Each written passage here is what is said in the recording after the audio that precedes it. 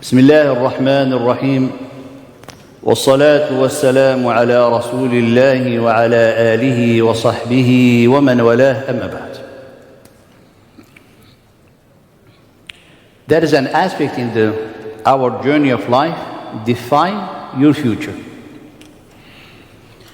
When you look ahead, what is your intention, what is your purpose, what is your goal?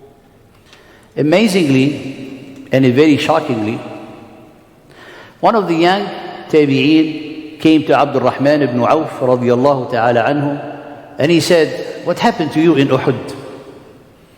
You know, people who didn't truly witness the difficulties, that they didn't see death in front of them, and they only listened to stories.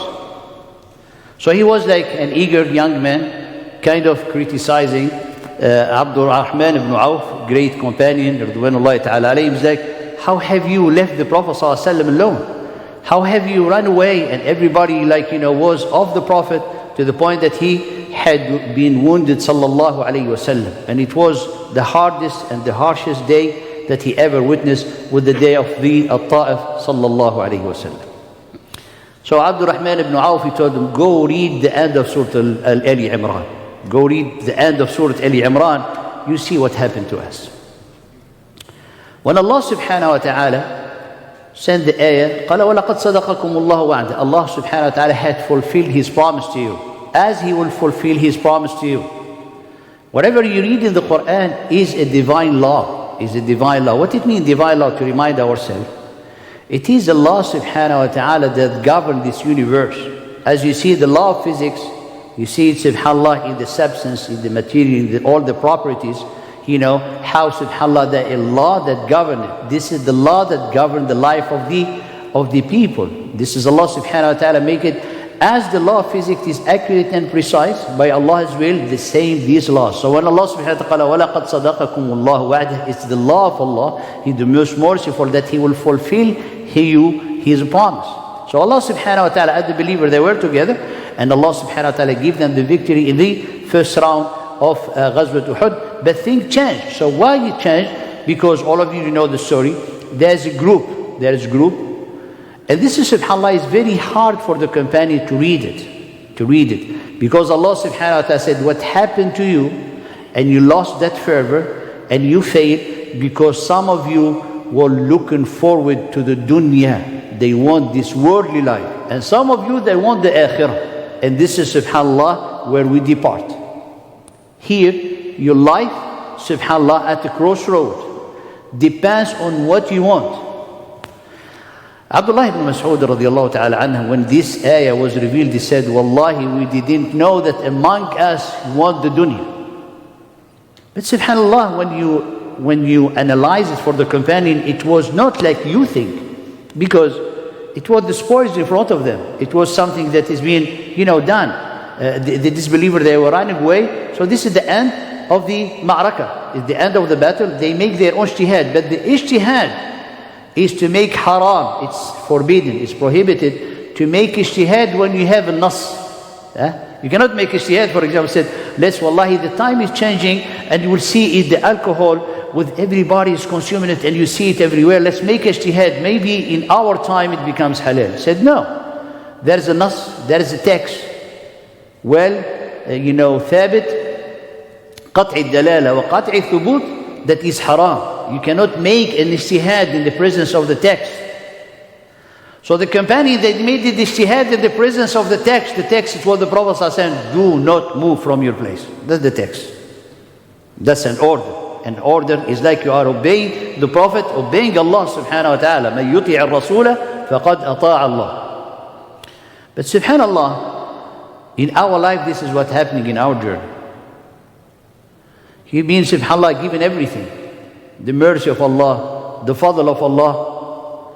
And then here you are, tempted by some of the dunya, by some extra, few bucks that, subhanallah, make one's eyes swerve, and mind some position that think like he's going to be like more important than he is. But you are already important if you are with Allah subhanahu wa ta'ala. You don't need to get your importance or your status from anybody else, from a job or from a business or from people to praise you. Allah subhanahu wa ta'ala by calling you, you are my servant, you are the most honored person in this universe.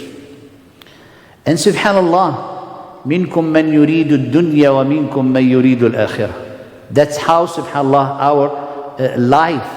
Then as soon as you had that intention to serve the dunya, thinking that you're serving yourself, that's it. You have left yourself alone.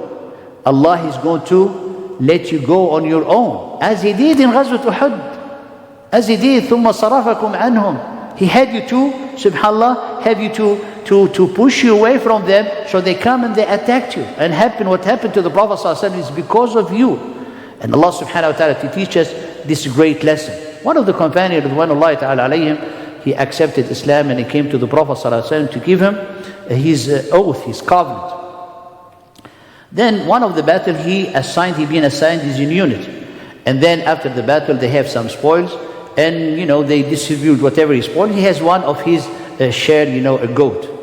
So he took the goat and he came to the Prophet ﷺ. He said, Ya Rasulullah, I didn't give you my pledge to have a goat. I give you my pledge to be hit here in my neck for the sake of Allah and die as a shaheed. That's what I give you my pledge. I didn't give you my pledge to have spoils. I give you my pledge because I have dedication for Allah subhanahu wa ta'ala to do whatever I can to show Him my obedience, to show Him my love to Him subhanahu wa ta'ala, to pick me, to choose me as a shaheed. The Prophet ﷺ was amazed. He said, okay, leave it on the side. You don't have to take it. Subhanallah, another battle, and his friend, companion from the same unit, subhanallah, he died exactly as he described to the Prophet ﷺ, by an arrow shot in his neck. And they brought him to the Prophet. And he said, this is our friend? He said, yes. قال أهوه؟ قالوا yes, Ya Rasulullah. قال صدق الله فصدقه الله. He was truthful with Allah. Allah fulfilled His promise to him because he was truthful. So in your path, you're going to take the path of the dunya, you're going subhanahu wa ta'ala, you're going to bring all the problem to your soul. All the type of problem. MashaAllah. MashaAllah. It's our dear Bashir, MashaAllah. Allah yahfadhu ya Rabb. Allah subhanahu wa ta'ala give us two groups. And just I wanted to reflect. Two groups close to each other. They were in the same battle. The believer and the hypocrite. But when you look at them, you don't see any difference between them. They're, subhanAllah, they're together. Everyone is like wearing their armors or things. These are the believers. They are with the Prophet ﷺ. But Allah subhanahu wa ta'ala gave us, when they retreat themselves and they get on the mountain, Allah gifted the believer to send on them sleep, a slumber. So they, subhanAllah, to comfort them, to take all that stress, to take all that grief. قال الله سبحانه أصابكم غما أثابكم. He reward you with an anguish. So to raise the other anguish, and then He sent on them a slumber, so to sleep. And after sleep they feel so peaceful. They feel so tranquil. They feel so calm. They feel happy and joyful, despite the fact they have been defeated. Yeah? But this group, they could not sleep. This is in the Quran. قال وطائفة أخرى أهمتهم أنفسهم. What is أهمتهم? They've been thinking, like having, subhanAllah, creating that anxiety within themselves. Most of the people today who have problem of anxiety and, subhanAllah, grief and, subhanAllah, sadness and always worrying, is all they creating it because the base of it is something that does not exist. Wahmun is illusion, is an imagination.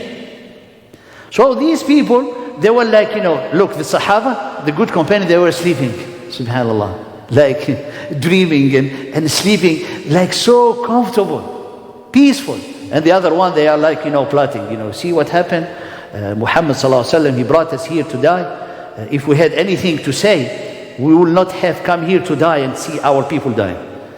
So Allah subhanahu wa ta'ala said, what are you talking about? This is your ill thinking of Allah subhanahu wa ta'ala. يَقُولُونَ هَلْ لَنَا مِنَ الْأَمْرِ شَيْءٍ. Do we have anything to say about this? And Allah subhanahu wa ta'ala telling us, for us to understand For these people, how? They caused for them this distress. They caused from them this anguish. Why? Because of their ill thinking of Allah. So Allah subhanahu wa ta'ala said, look, the people who died in Uhud, if they were at their homes while the battle is happening, they will come out from their homes and they walk and they get to the place where they fell in the battlefield and they will die there. قل لو كنتم في بيوتكم لبرز الذين كتب عليهم القتل إلى مضاجعهم. So the whole matter is in the hand of Allah. Just secure your heart and trust in Allah and rely on Him. He has the whole matter. So when you try to think, what if it's going to happen? If I had done this, if I should do this, pour it, leave it to Allah. As long as you are sadiq, truthful with Allah, as long as your path is the akhirah, then Allah will be with you to help you. If not, you're going to bring all, subhanAllah, the worries in your heart, all that anxiety, all that grief, to the point that come to the point of no return, that you cannot even get rid of it. Why? Because your system gets corrupted from inside. You cannot, subhanAllah, your brain is gone. It's like, subhanAllah, burn. Why? Because you keep making things, causing distress and a disgrace for yourself. If you just make sidq to Allah.